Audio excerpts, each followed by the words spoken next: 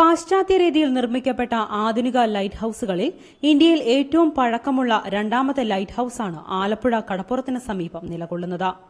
1862 പണികഴിപ്പിക്കപ്പെട്ട ഈ ലൈറ്റ് ഹൌസിലാണ് ഇന്ത്യയിൽ ആദ്യമായി ഫ്ളാഷ് ലൈറ്റ് സ്ഥാപിക്കപ്പെട്ടതും. തിരുവിതാംകൂർ രാജാവായിരുന്ന ഉത്രം തിരുനാളിന്റെ കാലത്ത് റെസിഡന്റായിരുന്ന ഫ്രാൻസിസ് ന്യൂകോംബെയുടെ മേൽനോട്ടത്തിലായിരുന്നു ലൈറ്റ് ഹൌസിന്റെ നിർമ്മാണം.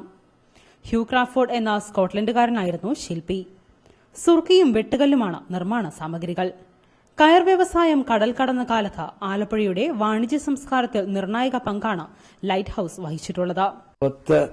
കയർ ഫാക്ടറികൾ തുരതുരാ വന്നു കഴിഞ്ഞപ്പോഴത്തേക്ക് യൂറോപ്യൻ രാജ്യങ്ങളിലേക്കും അതുപോലെ അമേരിക്കയിലെയും ഒക്കെ ഈ കയറ്റുമതികൾക്ക് വേണ്ട സാഹചര്യമുണ്ടായി.